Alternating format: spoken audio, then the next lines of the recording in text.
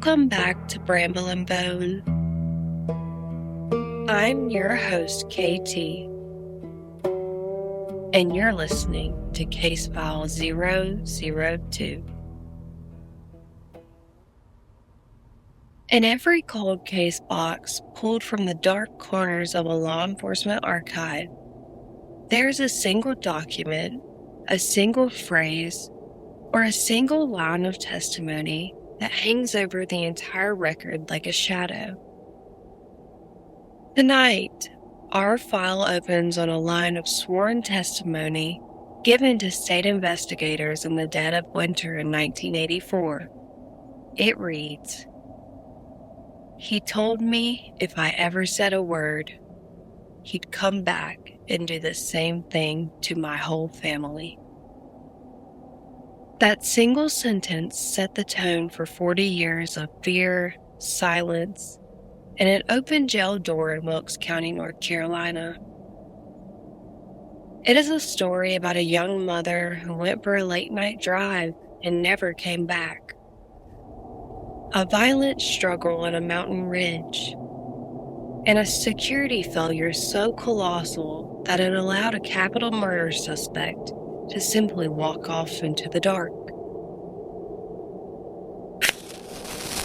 Step into the dark with me.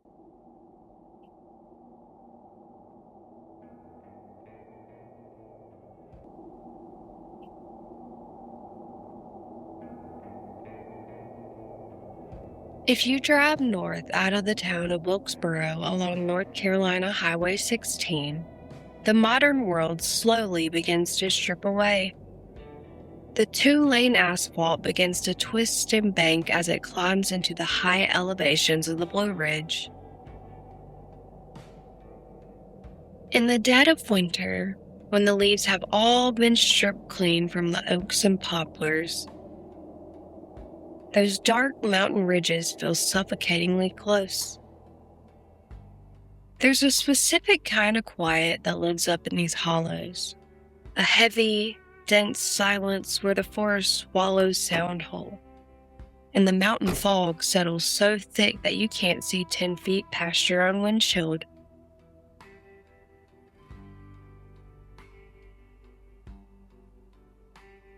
It was on one of those cold, overcast Sunday nights, January 15th of 1984, that 24-year-old Sherry Hart was preparing for a quiet evening. Sherry was a young mother living in the high country, raising her 5-year-old daughter named April. People who knew Sherry described her as warm, resilient, and fiercely protective of her child. She was working hard to build a stable, quiet life for herself and her daughter in a close-knit rural community where everyone knew everyone else's family name. Sherry had originally made plans to go out on a date that Sunday evening, but as the winter night wore on, those plans had fell through. Finding herself with the free evening, she accepted an invitation to go for a ride from 2 local acquaintances who pulled up to see her. 20-year-old Richard Lynn Bare and his friend Jeff Burgess. In a small mountain town in the mid-1980s, going for a late-night cruise along the back roads was a completely ordinary way to pass the Sunday evening. Sherry knew both men. She had no reason to suspect that stepping into that car would be the last decision she would ever make. The trio made a brief stop at a local gas station along Highway 16 to buy cigarettes and soda before turning the nose of the car back towards the climbing mountain grade. Sherry believed she was just going for a short, routine loop through the cool night air. She had no way of knowing that the enclosed cabin of that vehicle was about to become her trap.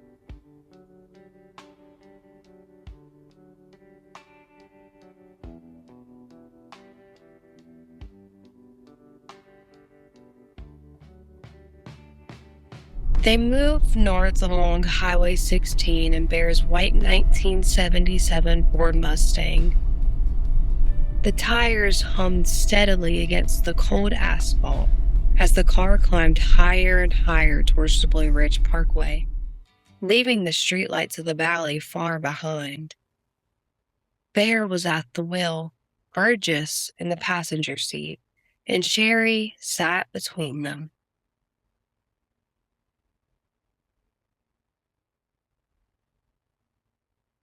What Sherry didn't know is that Bare was heading straight for a sheer 2,000-foot cliffside overlook, known to locals simply as Jumping Off Place. As the Mustang pulled off the main road and rolled its tires onto the gravel turnout overlooking the pitch-black gorge, the engine cut out, and the mood inside the car shifted intensely into something dark and hostile. Aggressive physical advances were made, resistance was met, and within seconds, a quiet Sunday night cruise dissolved into a violent, isolated struggle high above the valley floor.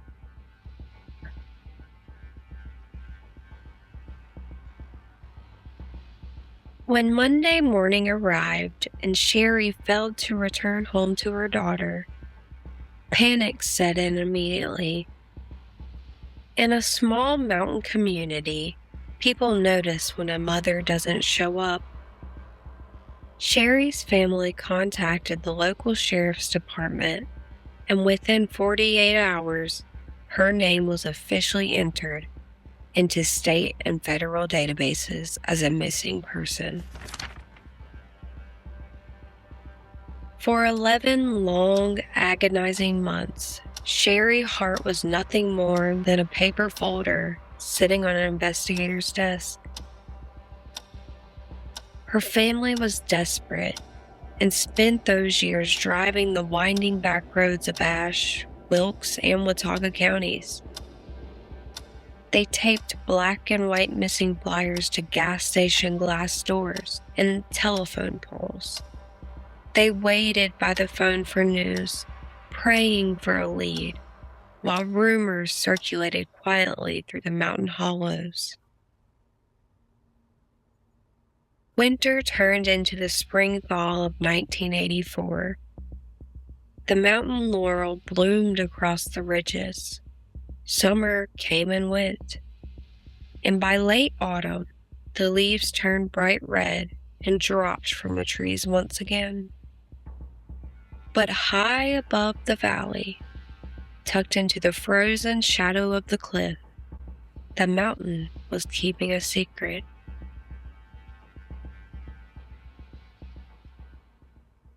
On December 10th of 1984, nearly a full year after Sherry vanished, two local hunters were picking their way through the dense brush near Jumping Off Place.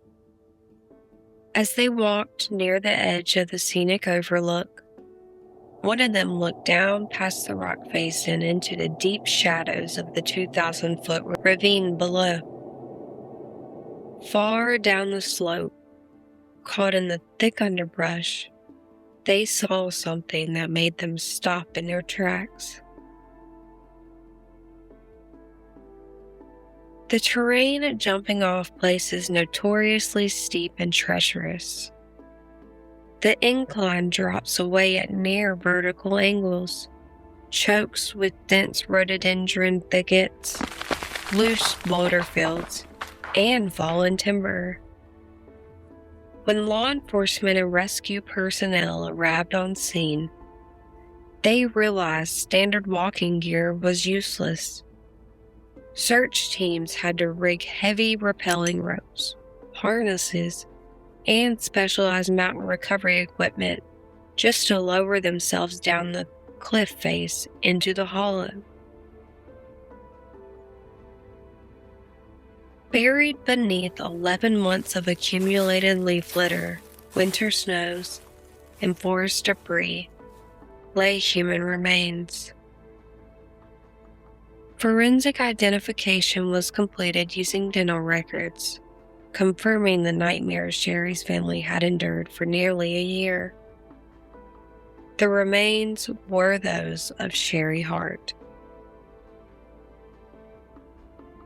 The state medical examiner's autopsy report was brief and harrowing. The cause of death was determined to be severe blunt force trauma to the skull, inflicted by a heavy, solid object, believed by state agents to be the stock or barrel of a heavy handgun, before her body was thrown over the edge of the cliff into the gorge below. With the physical crime scene now identified, the North Carolina State Bureau of Investigation moved swiftly. They turned their full focus onto the two men who had been seen with Sherry on the night of January 15th, Richard Lynn Bare and Jeff Burgess. Investigators brought Burgess in for an intensive, high-stakes interrogation. Faced with physical evidence, Jeff Burgess broke down. In a recorded interview with SBI agents, Burgess laid out the terrifying details of what happened at the turnout. He claimed that after Bare made advances towards Sherry and she fought him off, Bare had pulled out a heavy pistol and struck her repeatedly in the head. Burgess told agents that Bare then dragged Sherry's body into the brush towards the cliff edge. Before returning to the car, Burgess alleged Bare turned the gun on him and issued a warning that would echo through trial records for decades.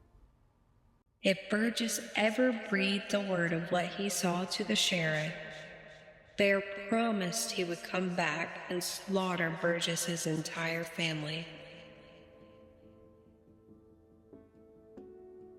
Beyond Burgess's taped confession, state investigators had to build a physical evidence chain that could stand up in a capital murder trial. SBI forensic techs formally seized Bare's white 1977 Ford Mustang under state property tag item 84-102.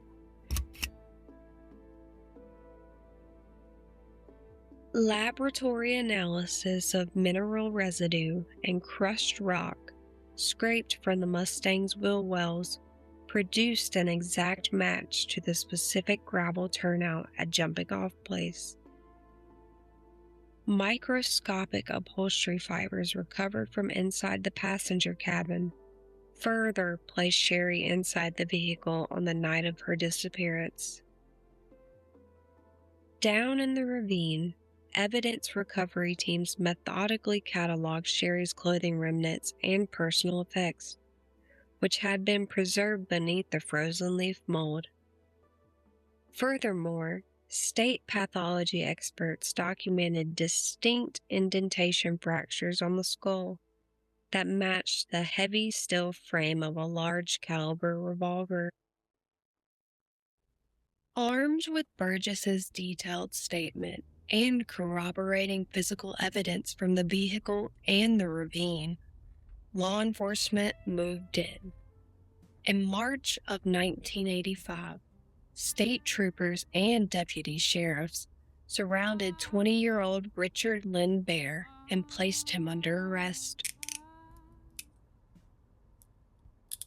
Bare was formally booked on charges of first-degree murder, a capital offense in North Carolina that carried the distinct possibility of the death penalty. His mugshot was taken, his rolled ink fingerprints were submitted to the state master file, and he was ordered held without bond inside the Wilkes County Jail in downtown Wilkesboro. For 4 months, Richard Lynn Bare sat inside a cold concrete cell behind steel bars, watching the calendar turn toward his trial date. Meanwhile, prosecutors were assembling an ironclad case. Jeff Burgess was slated to be the state's star witness, his testimony linking Bare directly to the murder weapon and the crime scene at Jumping Off Place.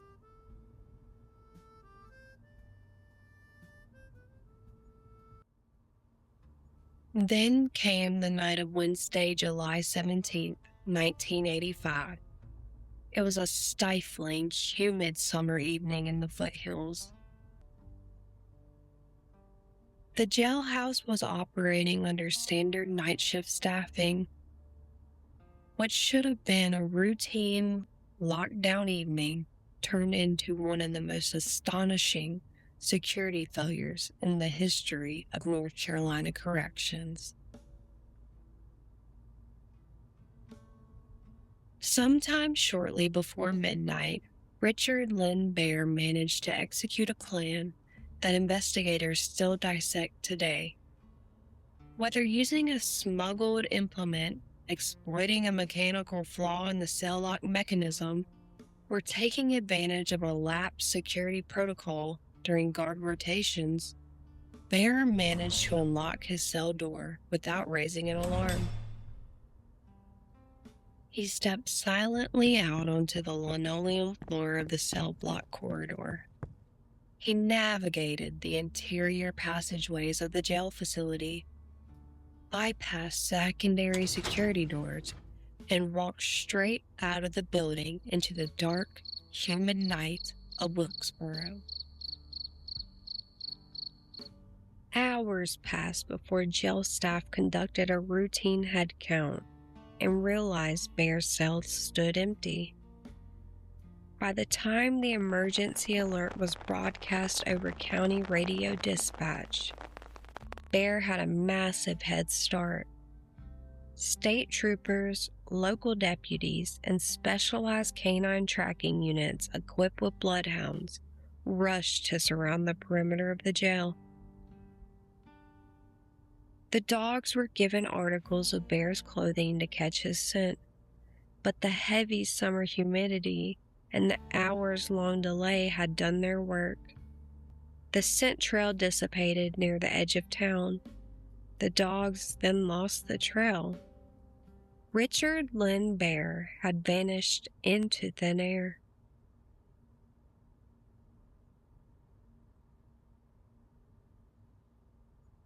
Shock, anger, and absolute terror rippled through the local towns.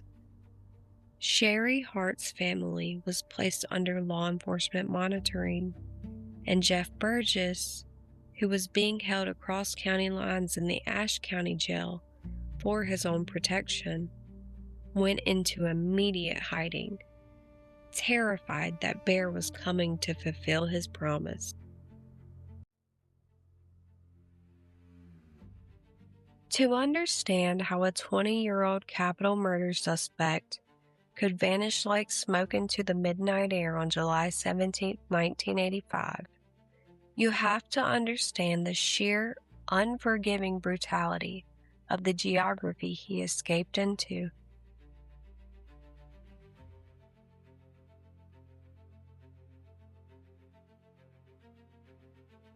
The high country of western North Carolina is not simply rural.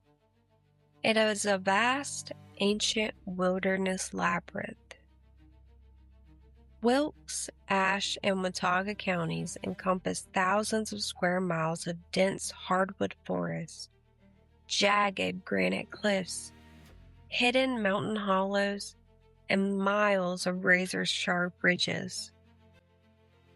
In the mid-1980s, the technology that modern law enforcement agencies rely on today simply did not exist. There were no thermal imaging police drones hovering over the tree canopy. There were no cell phone towers tracking digital location pings, no GPS tracking, and no automated license plate readers mounted at rural intersections. Once you stepped 50 yards off the pavement of Highway 16, and slipped beneath the thick pine and rhododendron canopy, you effectively stepped backwards into another century. The wilderness has the ability to swallow a person whole. And Richard Lynn Bare was not a city kid lost in the woods. He was a native son of these exact ridges. Local investigators and FBI agents who compiled his profile knew that Bare possessed a survivalist intimate knowledge of the terrain. He grew up hunting, fishing, and navigating these mountains in the dead of winter. He knew which isolated hollows held fresh spring water that never froze over. He knew which abandoned logging cabins, hunting shacks, and rock shelters still had dry roofs. And he knew how to traverse the entire Blue Ridge Parkway without ever stepping foot onto an asphalt road or passing under a single streetlight. When the search team's bloodhounds lost Bare's scent near the edge of Wilkesboro, state troopers realized the terrifying reality of what they were up against. They weren't just hunting an amateur fugitive panicked in a stolen car. They were hunting a mountain woodsman who was completely comfortable living off the land for weeks or months at a time. A man who could disappear into the shadows, move only by starlight, and rely on the terrain itself to erase his tracks.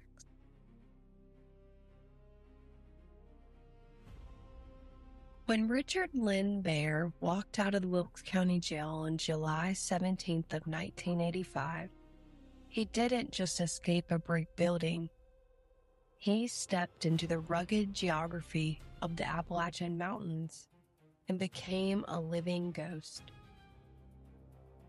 Recognizing that a capital murder suspect was now at large, the Federal Bureau of Investigation formally entered the case, issuing a federal warrant for unlawful flight to avoid prosecution. Bare's physical description was broadcast to law enforcement agencies across the entire eastern seaboard.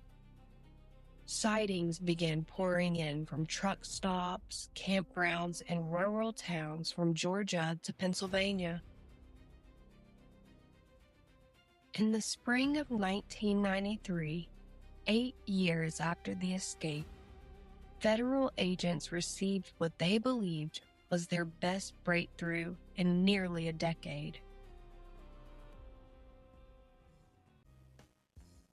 FBI behavioral profilers and veteran investigators built an extensive profile of Bare's survival methods.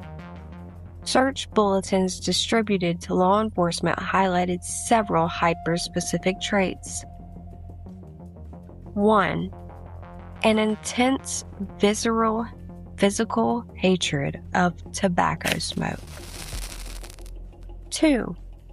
A dark panther tattooed on his right forearm. And 3. Persistent intelligence reports indicating that Bare was utilizing female disguises, including wigs, clothing, and makeup, to travel through bus stations and public places without drawing suspicion. By the early 1990s, the hunt for Richard Lynn Bare transformed from a regional North Carolina dragnet into a national media phenomenon. When John Walsh broadcast Bare's mugshot and age-progressed sketches on America's Most Wanted, and Robert Stack brought his unmistakable narration to the Vanishing at Jumping-Off Place on Unsolved Mysteries, the FBI switchboards lit up. Thousands of tips poured in from across the nation.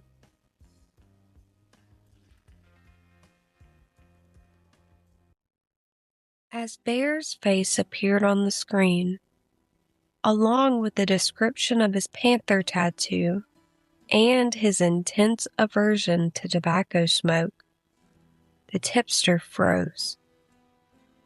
The man on the television looked and acted identical to a quiet, reclusive individual living in a secluded home down the road under an assumed identity.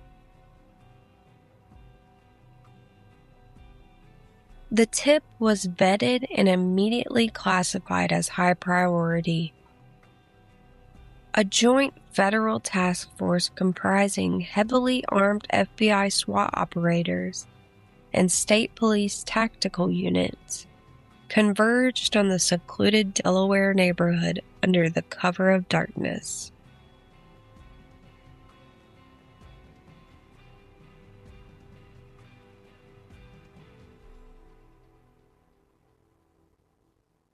The raid team surrounded the home, establishing a tight perimeter.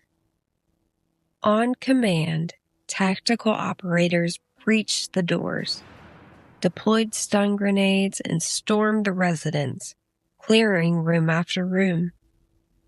Inside the master bedroom, they found unmistakable proof. Personal effects matching Bare's profile, fake identification, and a bed where the sheets were still warm to the touch. Bare's luck had struck again. Hearing or sensing the vehicles approaching in the quiet rural night, he had slipped out a rear window and dissolved into the dark woodland behind the property just minutes before the front door was breached. He had beaten the FBI SWAT team by the breadth of a hair.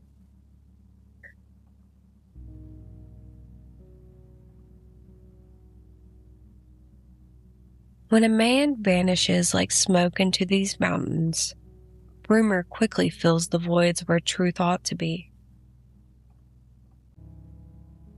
Over the last 40 years, the high country has spun its own web of whispers around the name Richard Lynn Bare. Some locals swear on a Bible that Bare never left North Carolina at all, that he was sheltered by a tight-lipped network of mountain kin, hidden away in a remote deer camp or root cellars tucked deep into the Blue Ridges, where no federal agents would ever venture. Others whispered that he died decades ago, his bones resting at the bottom of an unmarked ravine or lost to a harsh Appalachian winter. Then come the reports from across the country. Rumors of a man fitting Bare's description working off-the-grid timber crews in the Pacific Northwest, living under an assumed name in Florida, or simply hiding in plain sight.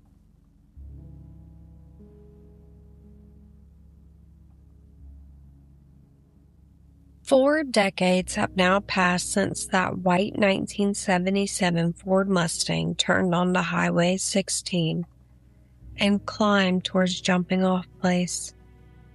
Time has moved on, but the open wound inside this mountain community has never truly closed.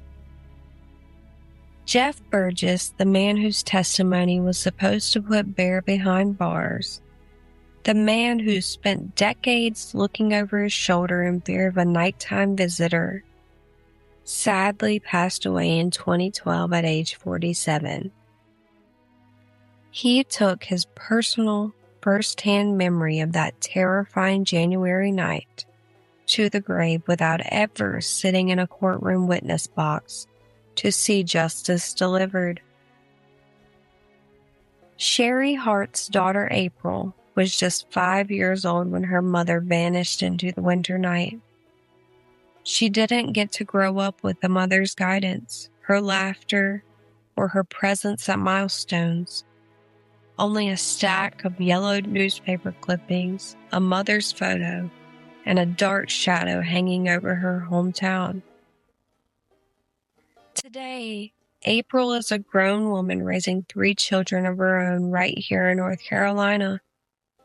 She carries the twin burdens of deep personal grief and an unyielding commitment to justice. For 40 years, April and Sherry's family have refused to let this case be forgotten, pushing law enforcement, speaking with investigative reporters, and ensuring Sherry's name stays in the public eye.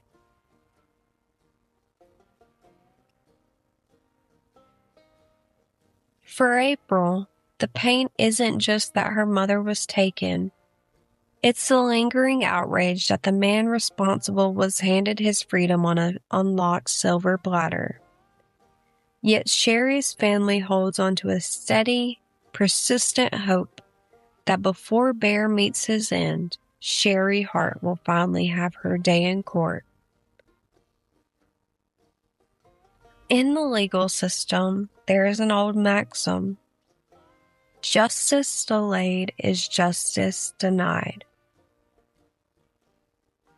But when justice is denied, not by a lack of evidence, but by an unlocked cell door and a night of gross negligence, the scar left on a family and an entire region is permanent. The files sitting in the archives of the Wilkes County Sheriff's Office and SBI remains classified as an active, open, fugitive investigation. Thank you for stepping into the dark with me once again for Case File 002. If you have any information regarding the whereabouts of Richard Lynn Bare or any details concerning the 1984 murder of Sherry Hart, please contact the Wilkes County Sheriff's Office or the North Carolina State Bureau of Investigation toll-free at 1-866-43-WANTED. That's 1-866-43-WANTED. WANTED.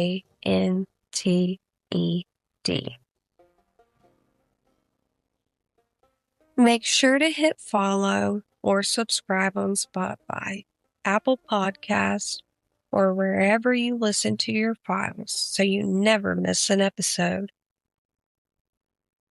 Join us next week as we pull another dark record from the Mountain Vaults. Until then, I'm your host, KT. Keep your doors locked, watch the tree line, and stay safe in the dark.